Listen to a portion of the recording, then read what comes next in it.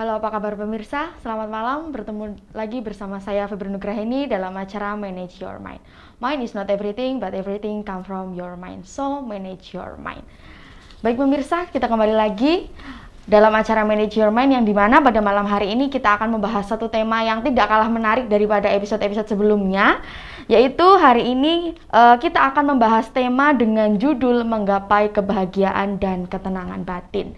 Pada malam hari ini juga saya sudah bersama dengan narasumber yang sangat luar biasa, yang pandai dalam bidang kebahagiaan dan ketenangan batin. Jadi nanti Anda di rumah bisa mendengarkan penjelasan-penjelasan dari narasumber pada malam hari ini, bagaimana cara menggapai kebahagiaan dan memperoleh ketenangan batin. Langsung saja saya akan perkenalkan narasumber kita pada malam hari ini, yaitu Bapak Sutomo Adi Wijoyo. Selamat malam Bapak. Selamat malam. Ya, Bapak Sutomo Adi Wijoyo ini merupakan Ketua Majelis PHDI atau Parisada Hindu Dharma Indonesia Kabupaten Malang dan merupakan anggota Forum Kerukunan Umat Beragama Kabupaten Malang. Betul nggih Bapak nggih? Betul. Iya, jadi beliau ini merupakan salah satu anggota FKUB Kabupaten Malang untuk agama Hindu dan merupakan Ketua Majelis Parisada Hindu Dharma Indonesia. Kalau boleh tahu nih Bapak-Bapak, sudah berapa tahun menjadi Ketua Majelis PHDI ini Bapak? Wah, ini sudah 3 periode ya. Oh, nggih. Iya. Sudah 3 periode, satu periodenya 5 tahun begitu. Iya. Oh, berarti. Ini sudah 3 periode yang sedang berjalan sekarang. Iya, sudah hampir 15 tahun begitu. Betul, ya. Iya. Jadi sudah sangat lama begitu beliau menyandang Ketua PHDI Parisada Hindu Dharma Indonesia di kabupaten, kemudian menjadi anggota FKUB. Kalau anggota FKUB sendiri mulai tahun berapa Bapak? Mulai tahun 2009 ya. 2009 sampai saat Iya, ini. sampai sekarang. Baik Bapak, pada malam hari ini kami ingin membahas tentang menggapai kebahagiaan dan ketenangan batin. Sebelum kita lanjutkan pembahasan bagaimana supaya kita bisa mencapai kebahagiaan dan ketenangan batin, karena kebahagiaan dan ketenangan batin ini merupakan impian dari semua orang, nggih Bapak nggih? Betul. Impian bagaimana supaya kita bisa hidup bahagia dengan batin yang tenang, batin yang seimbang, merupakan dambaan kita sebagai manusia. Tapi sebelum itu saya ingin bertanya mengenai kebahagiaan sejati itu sebenarnya apa sih Bapak? Mengenai menurut Bapak kebahagiaan yang sejati itu kebahagiaan yang seperti apa? Baik. Sebelum saya menjawab apa yang dipertanyakan oleh Mbak Eni, Iya. mungkin perkenalkan dulu, saya ingin menyapa pemirsa dulu ya. Monggo silahkan Iya. ya Bapak. Baik, pemirsa Dharma TV di mana berada, sampai ketemu lagi dengan acara MYM ya. Ya, Manage Your Mind. Iya, kemudian semoga sehat selalu, dan sebelumnya saya sampaikan salam Pangayu, Pambagio, Panganjali, Om Awigedamastu, Namo Sidam, Om Swastiastu. Semoga Sang Hyang Widiwasa senantiasa memberikan waranugraha kepada kita semua. Baik, Mbak Heni, jadi kebahagiaan, ya, menggapai kebahagiaan. Ini memang semua makhluk hidup, terutama kita sebagai manusia, selalu memimpikan kebahagiaan itu bisa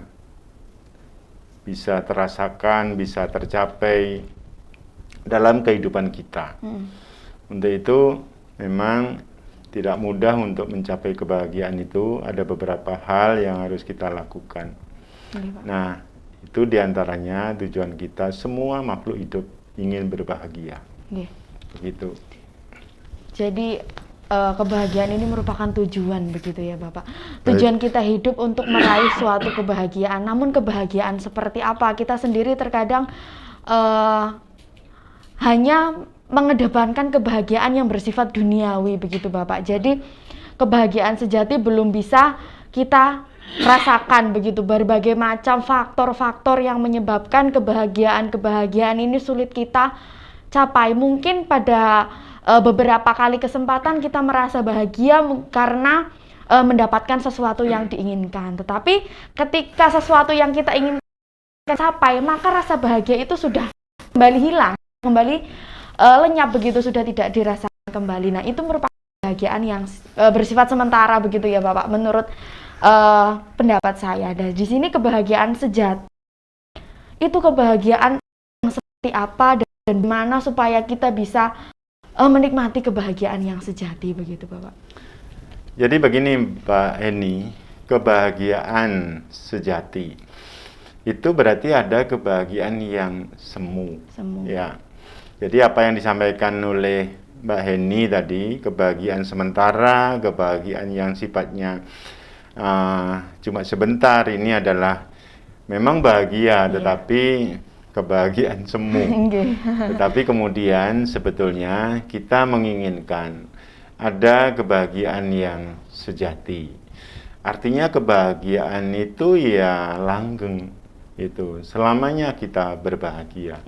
Cuma itu kalau kita pikirkan bagaimana untuk mencapai satu kebahagiaan yang sejati, jelas tidak mudah itu. Manakala kita menemukan satu kebahagiaan, tetapi kebahagiaan itu sifatnya tidak bisa lama, tidak bisa dirasakan terus-menerus, dan itu memang terjadi karena secara alami. Artinya situasi alam memang seperti itu. Alam itu kan tidak bisa semuanya bisa abadi. Ya, adakah satu kesengsaraan yang terus-menerus? Kan tidak ada. Tidak ada. Adakah rasa senang yang terus-menerus? Juga tidak ada. Begitu juga kebahagiaan yang terus-menerus. Ini tidak bisa kita membayangkan seperti itu. Tetapi bisa kita upayakan, begitu. Bisa kita upayakan. Bagaimana upaya kita untuk mencapai satu kebahagiaan itu bisa terus-menerus? Nah, ada hal-hal yang harus kita lakukan. Antara lain, janganlah kita menyakiti, baik kepada diri kita sendiri maupun kepada orang lain. Janganlah kita berkata-kata kasar kepada orang lain, baik itu dalam keluarga maupun di luar keluarga kita. Itu. Maka di dalam ajaran agama Hindu, sebetulnya ada tujuan yang terpenting di dalam agama Hindu adalah Muksartam Jagadita Ya Caiti Dharma.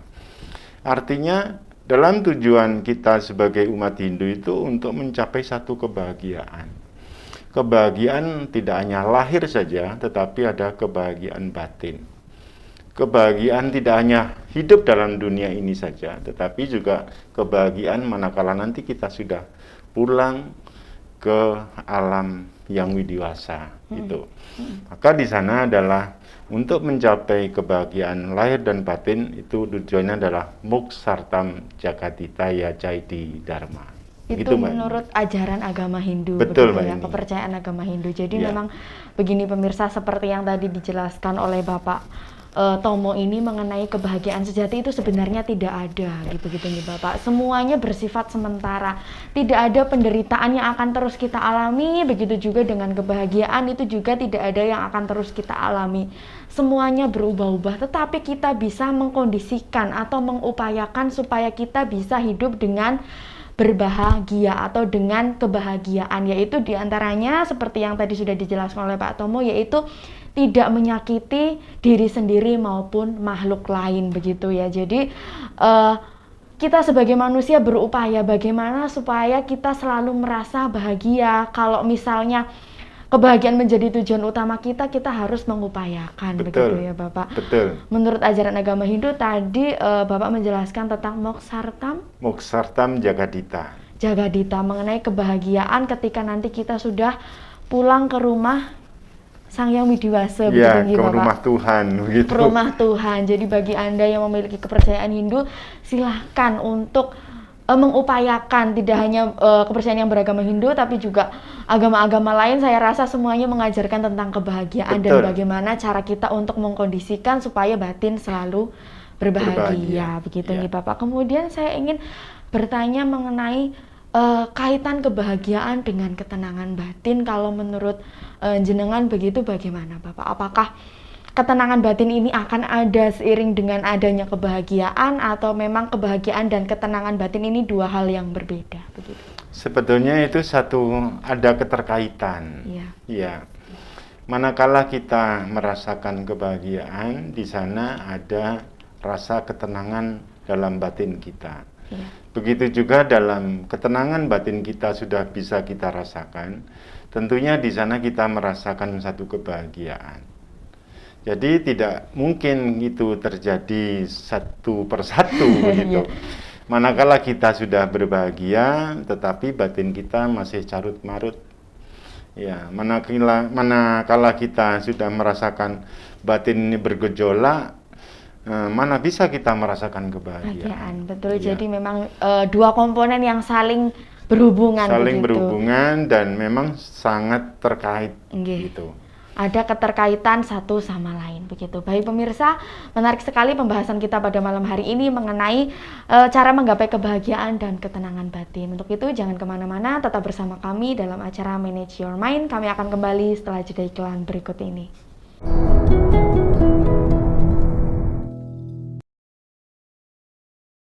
Kembali lagi pemirsa bersama kami dalam acara Manage Your Mind. Mind is not everything, but everything come from your mind. So manage your mind.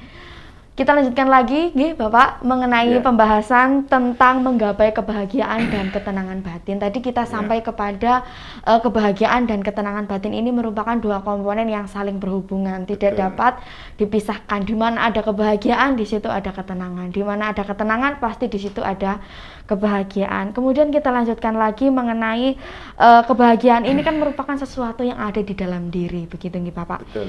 Hanya saja kita sering lupa dan belum mampu menghayati karena tertutupi oleh ego di dalam diri begitu. Karena ego ini yang membuat kita terkadang sulit untuk berbahagia begitu. Lalu menurut Bapak, apa yang menyebabkan ego ini masih sering muncul di dalam diri kita sedangkan kita ingin berbahagia? Begitu Bapak. Ya. Jadi di dalam diri kita ini kan penuh dengan ego. Ego itu yang kalau di bahasa kami itu ada yang namanya nafsu ya. Jadi ada beberapa nafsu yang ada di dalam diri kita. Ini kita masih belum mampu untuk mengendalikan, belum mampu untuk menguasai. Di mana dalam ajaran kita itu sebetulnya dalam diri kita itu ada beberapa nafsu. Yang mestinya nafsu ini tidak harus dimatikan, tetapi harus dikendalikan. Itu. Salah satu contoh mungkin kita punya kama. Kama itu adalah nafsu keinginan. Keinginan itu jangan bernafsu yang jelek. Itu. Kita boleh punya keinginan, kita boleh punya nafsu, tetapi harus kita arahkan. Yang nafsu ini adalah satu keinginan, atau boleh kita alihkan ke satu cita-cita, begitu. Kan beda. Kalau keinginannya yang jelek, tetapi cita-citanya yang baik, kan beda.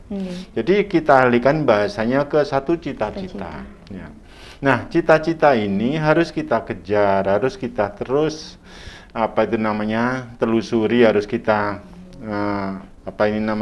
ikuti sampai kemana tujuan kita ini, sampai kita bisa berhasil. Nah, kadang-kadang nafsu kita ini yang tidak bisa kita kendalikan, akhirnya kita terseret dengan nafsu, dengan kemauan-kemauan yang mengarah ke hal-hal yang negatif. Nah, ini satu contoh bahwa kita tidak bisa atau belum bisa mengendalikan dari semua nafsu yang ada dalam diri kita. Belum kita yang punya sifat iri, kita punya sifat dengki, kemudian kita ingin membunuh kepada makhluk yang lain begitu. Ini kan sifat-sifat yang mestinya harus kita kendalikan. Supaya apa? Diri kita punya satu kemampuan untuk menggapai satu kebahagiaan. Manakala kita tidak bisa menguasai nafsu-nafsu yang sifatnya nanti mengarah ke hal-hal yang negatif, kita belum bisa mencapai satu ke arah kebahagiaan itu sendiri. Padahal tujuan kita adalah ingin hidup berbahagia. Sebetulnya seperti saya sampaikan tadi bahwa tujuan hidup berbahagia ini bukan dari konsep agama salah satu saja. Iya. Semua makhluk, Iya. semua istilahnya manusia, semua agama yang ada di Indonesia ini, tujuan utama adalah ingin hidup berbahagia. Bahagia. Betul. Tetapi kemudian kita kan tidak boleh cuma bercita-cita saja, kepingin hidup berbahagia tetapi tidak mengupayakan, begitu. Maka harus kita upayakan sampai sejauh mana kita untuk mencapai satu kebahagiaan itu. Nah, disinilah pentingnya kita untuk mencari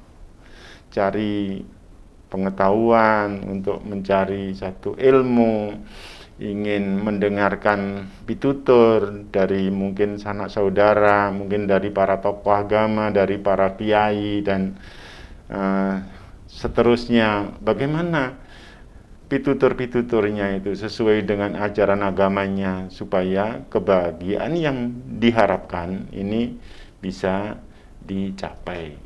Jadi ego ini berkaitan dengan nafsu, begitu nggih Bapak? Betul. Kita bisa menekan ego berarti sama saja kita bisa menekan nafsu keinginan yang sifatnya negatif di dalam diri kita.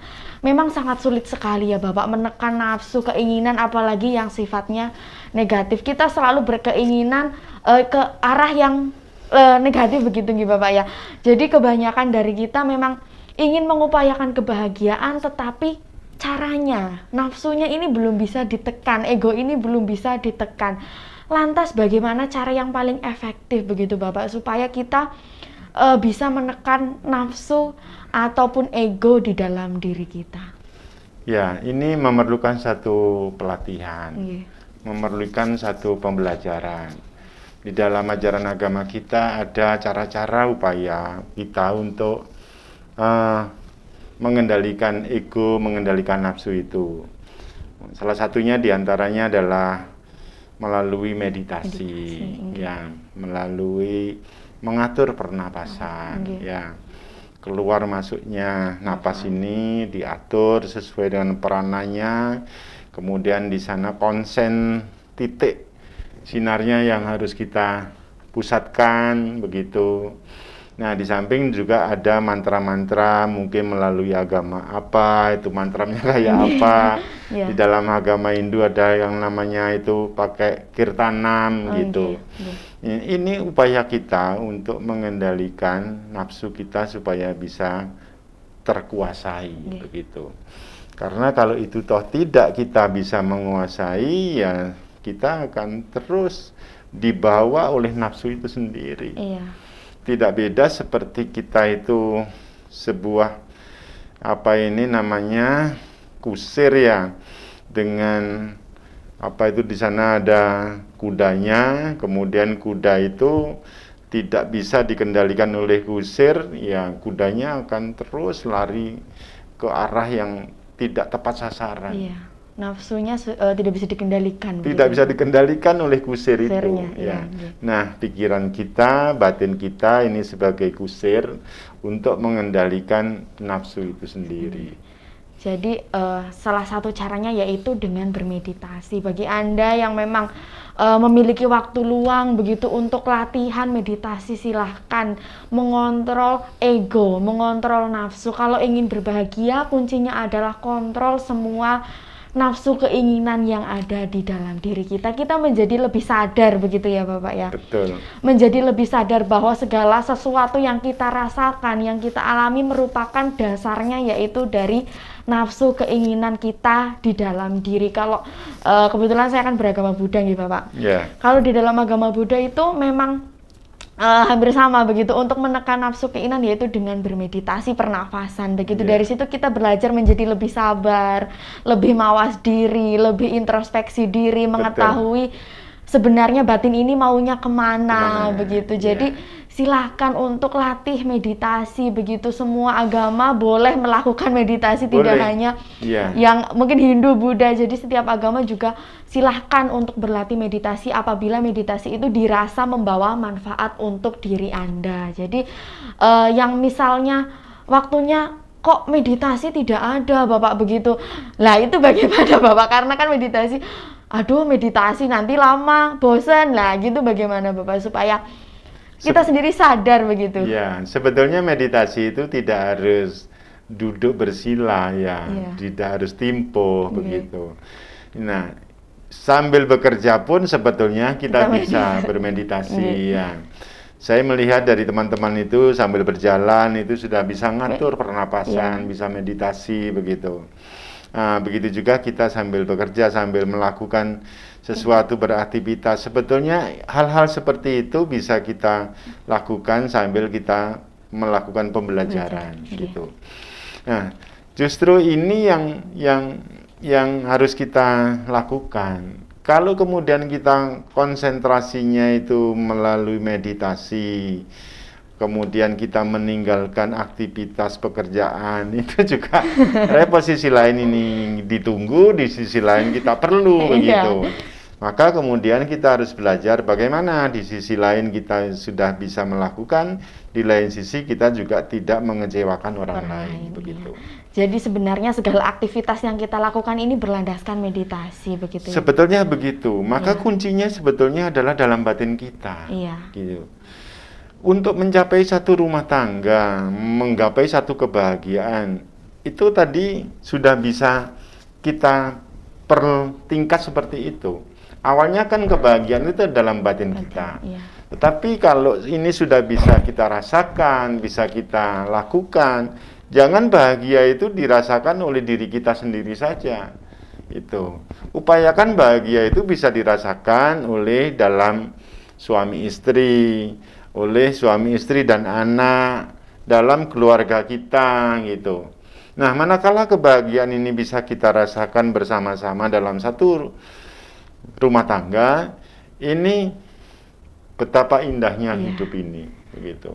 Jadi kebahagiaan kita ditularkan juga untuk orang lain, untuk makhluk lain begitu ya Pak. Jangan bahagia itu merasakan dirinya sendiri bahagia, orang lain tidak pernah bahagia, itu sebetulnya bukan bahagia menurut saya.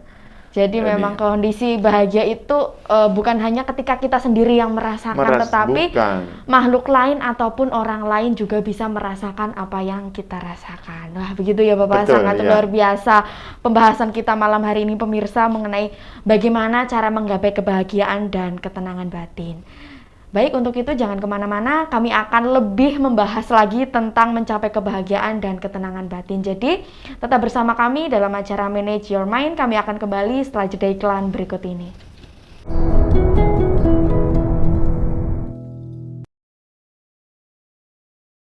Baik pemirsa, terima kasih Anda masih bersama kami dalam acara Manage Your Mind. Mind is not everything, but everything come from your mind. So, manage your mind.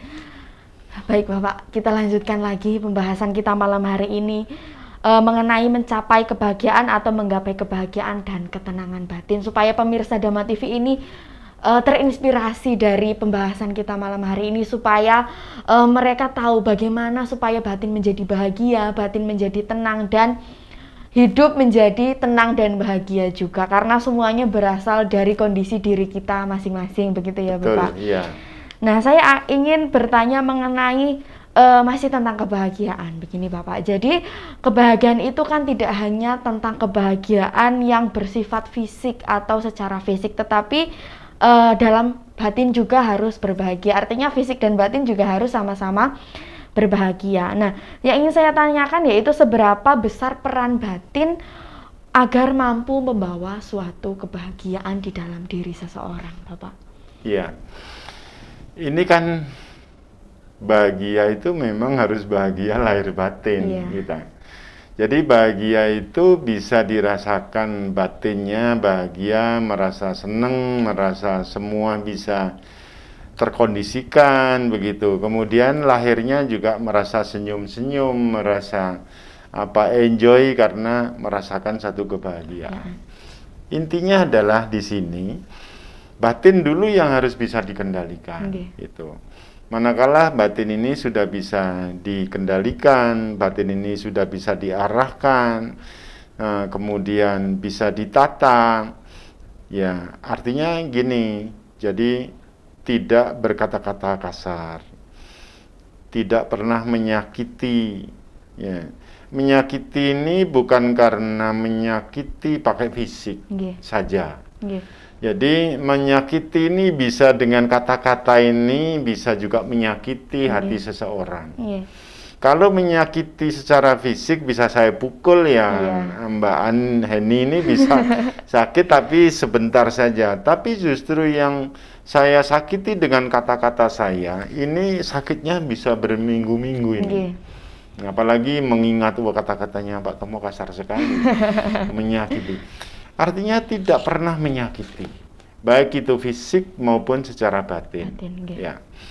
Kemudian kalau ini sudah dirasakan, bisa dikendalikan, batin kita tidak pernah berkata-kata kasar, tidak pernah menyakiti. Kemudian sesama manusia, sesama makhluk ini adalah sama-sama ciptaan Tuhan.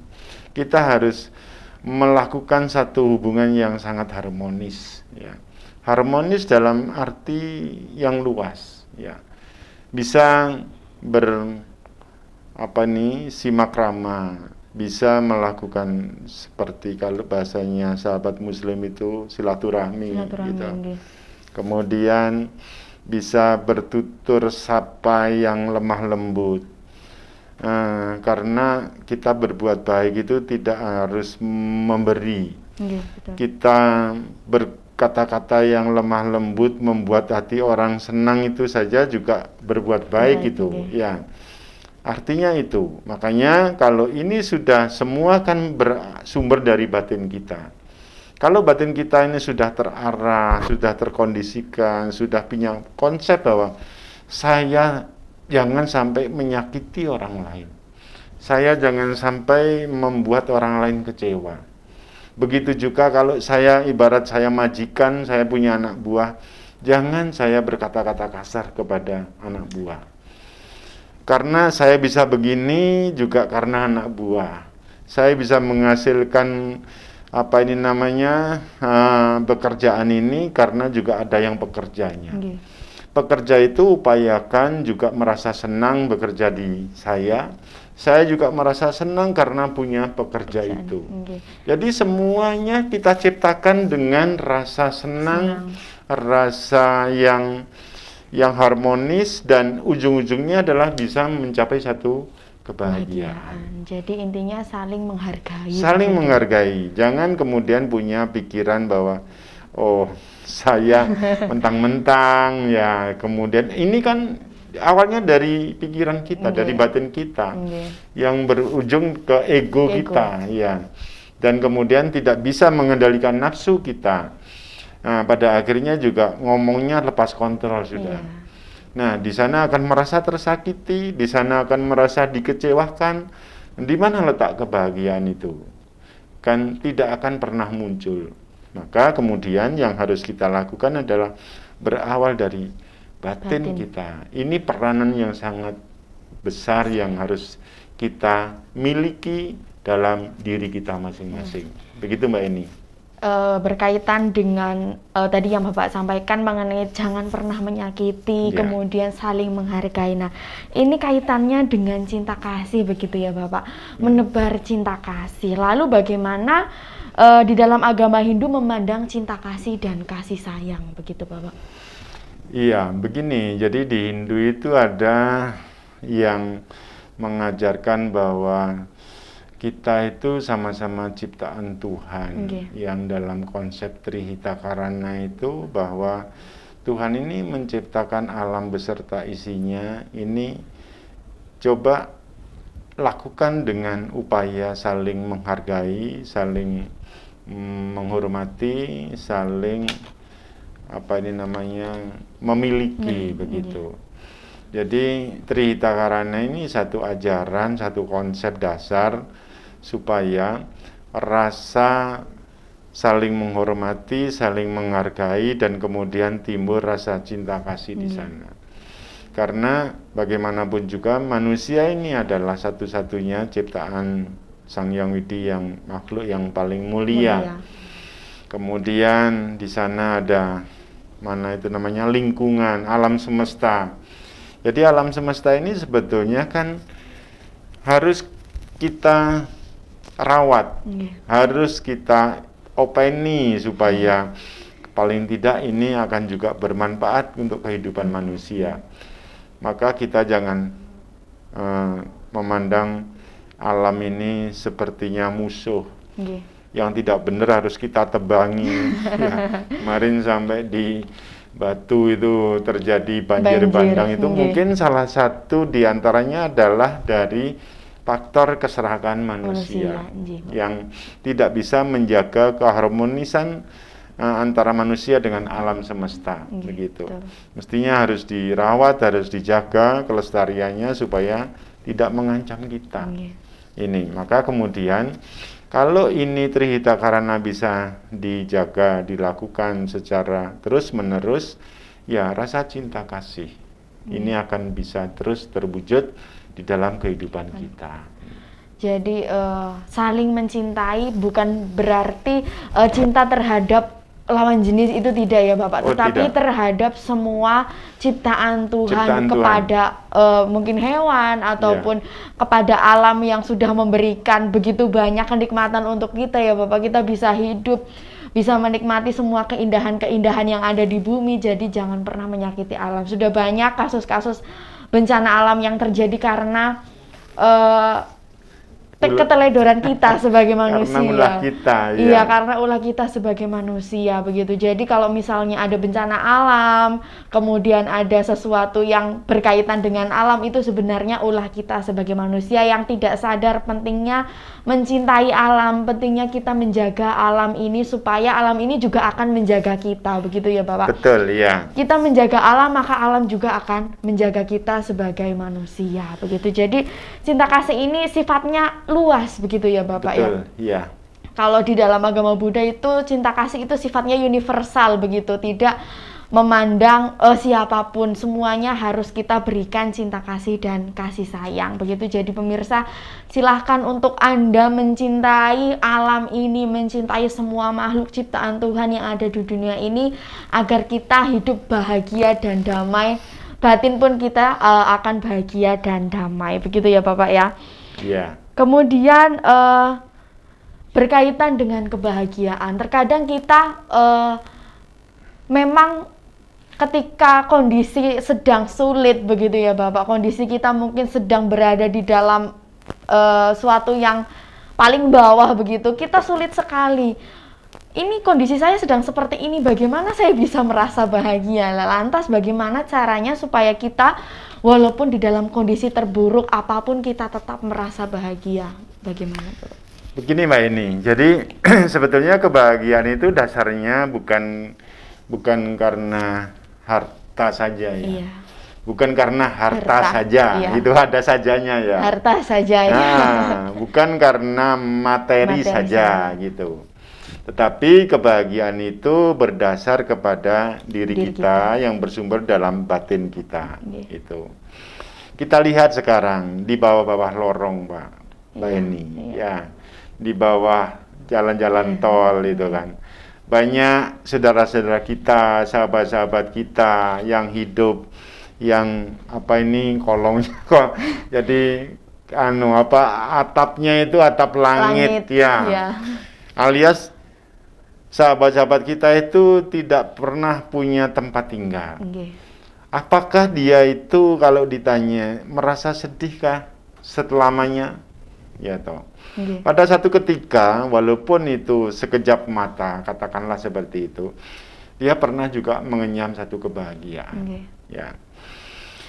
Justru mohon maaf ini, kadang-kadang ya pejabat tinggi, ya, kolong merat, yang hartanya luar biasa, dia juga kalau malam gelisah, tidak pernah merasakan kebahagiaan. Maka di sini kunci adalah dalam batin kita. Nah, sahabat-sahabat kita yang hidup di dalam kolong jembatan itu, dia mau nerimo, gitu loh. Jadi nerimo ing pandum, artinya bukan berarti orang nerimo ing pandum itu orang pasrah, itu tidak, orang yang lumoh itu bukan. Iya. Nerima yang pandem, jadi tetap dia bekerja, berupaya untuk menggapai satu harta kekayaan. Tapi manakala dia bisa menerimanya ya sekian itu, ya dia sudah bersyukur. Oke, jadi intinya menerima semua keadaan walaupun itu dalam kondisi tersulitnya. Nah, begitu. apapun yang dia terima, dia merasa bersyukur. Bersyukur ya, kuncinya. Rasa bersyukur itu juga merupakan satu bagian dari merasakan kebahagiaan. Intinya adalah rasa syukur yang ada di dalam diri kita. Jadi banyak-banyaklah bersyukur. Sungguh menarik sekali pembahasan kita malam hari ini. Masih ada beberapa hal yang akan kita bahas. Jadi Anda jangan kemana-mana, tetap bersama kami dalam Manage Your Mind. Kami akan kembali setelah jeda iklan berikut ini.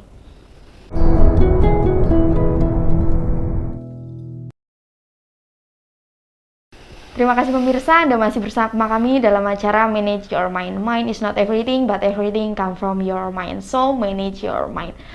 Pemirsa, sungguh luar biasa pembahasan kita malam hari ini karena ini merupakan problema kita bersama, masalah kita bersama, bagaimana supaya batin kita menjadi bahagia dan tenang, begitu adalah dambaan kita semua, keinginan kita semua. Tetapi terkadang kita hanya ingin hasilnya saja, tidak mau menikmati proses bagaimana supaya kita bisa mencapai suatu kebahagiaan.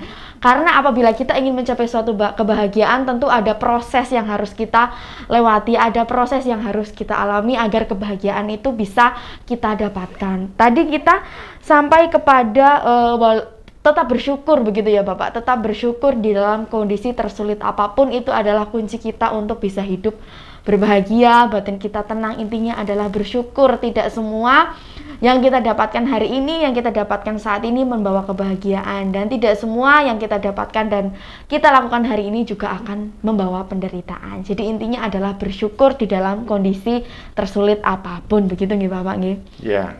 Ya, kemudian kita lanjutkan lagi mengenai kebahagiaan di dalam lingkungan keluarga, begitu Bapak. Ya. Lingkungan keluarga mendambakan pasti ingin yang namanya berbahagia, antara orang tua dengan anak, kemudian antara suami dengan istri tentunya ingin bahagia. Lalu apa saja yang harus dilakukan, begitu Bapak, supaya keluarga tersebut dikatakan sebagai keluarga yang berbahagia, begitu? Baik, jadi begini Mbak Eni. Memang saya sampaikan tadi, kebahagiaan ini adalah dambaan semua makhluk hidup. Ya. Tidak hanya manusia saja. Jadi orang kalau bila dikatakan ya seperti satu atau hewan itu sebetulnya juga kepingin hidup berbahagia. Tapi bahasanya akan berbeda.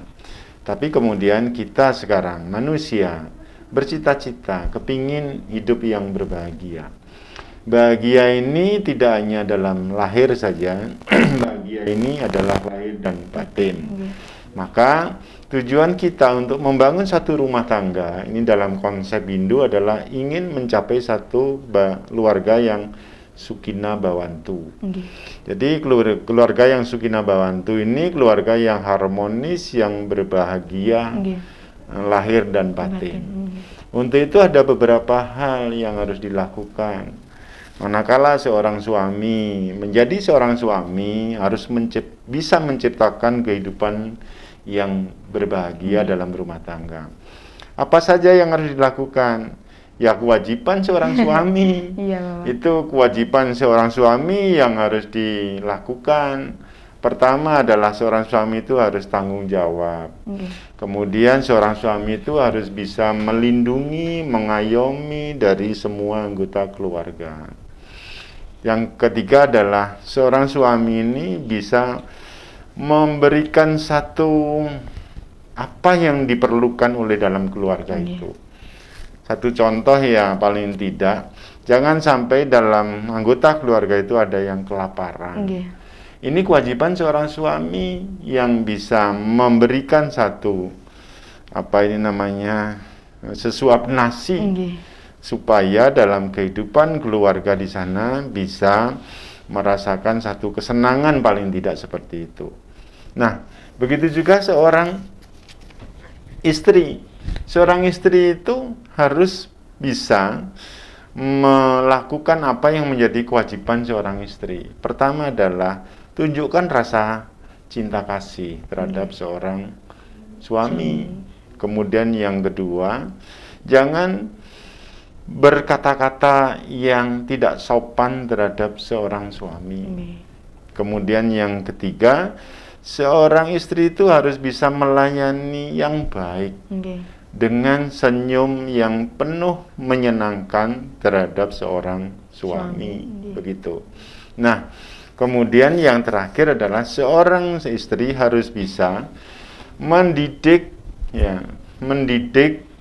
memberikan contoh suri tauladan terhadap anak-anaknya manakala sudah punya anak.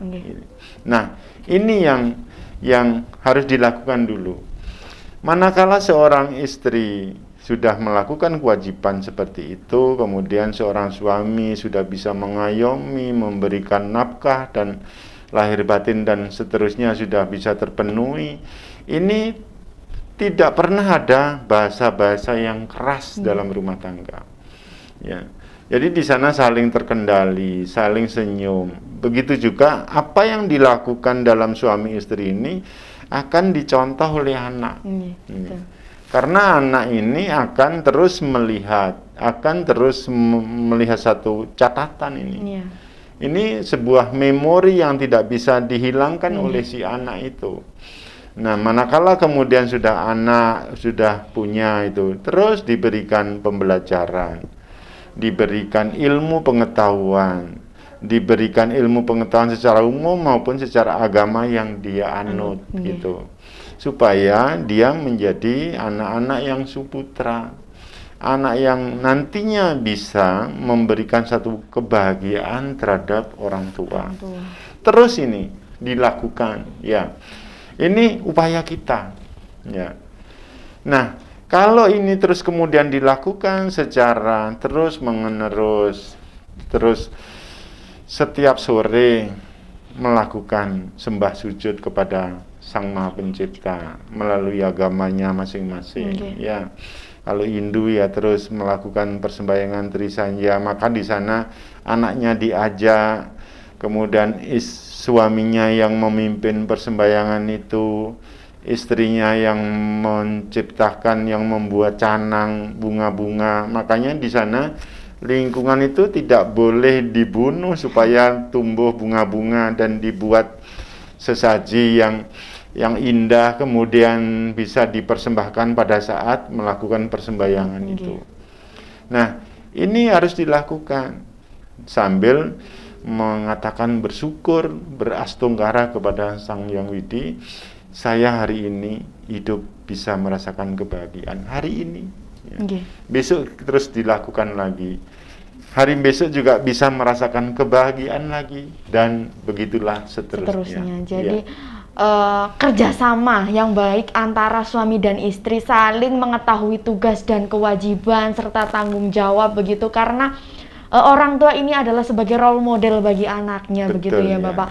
Apapun yang dilakukan orang tua begitu, apapun yang perbuat oleh orang tua di dalam lingkungan keluarga akan ditiru oleh anaknya. Maka dari itu, bagi Anda yang sudah menjadi suami ataupun istri, dan bagi Anda yang akan menjadi suami atau istri, bisa mempraktekkan apa yang tadi Bapak Tomo katakan, bahwa harus mengerti tentang kewajiban, tugas, serta tanggung jawab. Bagi laki-laki, salah satunya yaitu dengan bertanggung jawab. Jadi laki-laki yang bertanggung jawab begitu, mampu menghidupi keluarganya dan istri serta anaknya. Betul, begitu. Kemudian istri juga harus bisa menghormati, begitu. Betul, ya Bapak. Menghormati suaminya, kemudian mengatakan sesuatu yang indah, begitu ya Bapak. Jangan dengan nada suara yang kasar. Begitu juga harap untuk dikendalikan. Jadi melayani suami dengan penuh cinta kasih. Dan ini kan juga akan sekaligus memberikan pitutur terhadap anak. Iya, jadi apapun yang terjadi di dalam keluarga pasti anak akan tahu, begitu ya Bapak. Betul. Jadi nantinya kan kalau ibunya suara-suara kasar, bapaknya suara kasar, ini kan nggak secara langsung kan direkam oleh si anak itu. Iya, betul. Ya. Tetapi kemudian kalau kita sudah memberikan suara-suara yang lembut, suara-suara yang indah, menyapa pun dengan bahasa senyum begitu. Ini anak akan merasa bahwa bahagia sekali hidup bersama ayah dan ibu itu. Dan anak ini terus menjadi tumpuan harapan. Manakala anak ini sudah menjadi tumpuan harapan, orang ini kan sudah dewasa, anak ini. Yang orang tua ini akhirnya menjadi sudah tua renta begitu. Nah, ini Mbak Eni. Jadi satu keluarga itu akhirnya bisa merasakan, oh kebahagiaan ini bisa saya rasakan sampai saya tua. Ya. Anak-anak saya melihat sudah patuh kepada saya, mengikuti apa yang saya lakukan. Ini wong tua iki kaya dene masih urung mati wis kaya iso ngrasakno swarga donya. Oh gitu. Iya, gitu. Surga dunia begitu. Iya, sudah bisa merasakan surga dunia. Tetapi manakala punya anak yang tidak patuh, yang tidak bakti terhadap orang tua, nyimpang, ya kalau bahasa kasarnya nu cara Jawane, anake wis murucut teko gendongan, luput teko kudangan. Oh nggih. Iya toh. Iki wong tua iki masih wis sik urung mati kaya wis njegur ning alam neraka kayaan. Oh, ngoten nggih, Pak. Iya, tersiksa hidupnya. Batinnya tersiksa, tidak pernah bisa merasakan kebahagiaan. Nah, maka itu kebahagiaan itu sebetulnya ada kaitannya kalau dalam satu keluarga. Bahagia dalam dirinya tidak bisa dirasakan oleh dirinya saja, harus dirasakan oleh istrinya dan dirasakan oleh anaknya. Kemudian pesan Bapak untuk pemirsa Dhamma TV yang menonton pada malam hari ini apa Bapak supaya hidupnya ini bahagia dan batinnya menjadi tenang. Silakan Bapak. Baik pemirsa Dhamma TV di mana berada, kami atau saya selaku Ketua Majelis Parisada Hindu Dharma Indonesia Kabupaten Malang mengajak kepada kita semua, khususnya umat Hindu yang ada di Kabupaten Malang, ayo kita selalu mematuhi apa yang menjadi ajaran kita. Di dalam Hindu ada konsep yaitu Moksartam Jagaditaya Caidi Dharma, untuk mencapai satu kebahagiaan hidup ini.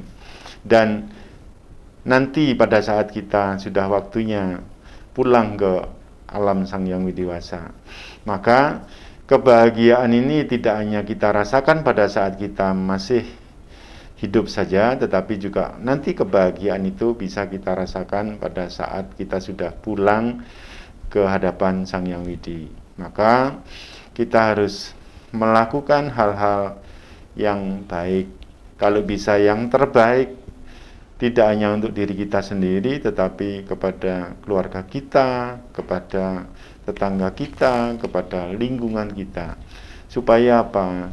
Kehadiran kita dalam dunia ini bisa bermanfaat. Paling tidak, walaupun tidak bisa membahagiakan lingkungan, tetapi paling tidak kehadiran kita tidak akan mensusahkan orang lain. Ini harapan kita. Maka ayo terus kita mengendalikan Trikaya Parisuddha. Berbuat yang baik, berpikir yang baik, dan berbicara yang baik. Begitu harapan kami, semoga Sang Hyang Widi senantiasa memberikan jalan, memberikan kerahayuan kepada kita semua. Baik, terima kasih Bapak atas penjelasan pada malam hari ini mengenai kebahagiaan dan ketenangan batin. Semoga apa yang hari ini kita bahas bisa dilakukan oleh pemirsa Dhamma TV di rumah dan bisa dipraktekkan di dalam kehidupan kita sehari-hari dan berguna apa yang kita bahas pada malam hari ini. Baik. Jadi pemirsa, kita sudah sampai di ujung pertemuan pada malam hari ini. Banyak sekali ilmu-ilmu yang sudah kita dapatkan mengenai pembahasan pada malam hari ini bersama dengan Bapak Sutomo Adiwijoyo, begitu. Jadi tetap patuhi protokol kesehatan dan jangan lupa tetap berbahagia karena kebahagiaan berasal dari dalam diri kita sendiri. Akhirnya saya Febri Nugraheni bersama dengan Bapak Sutomo Adiwijoyo undur diri dari hadapan Anda. Tetap saksikan Manage Your Mind setiap hari Selasa pukul 7 malam hanya di Dhamma TV. Akhir kata dari saya, selamat malam dan Namo Buddhaya.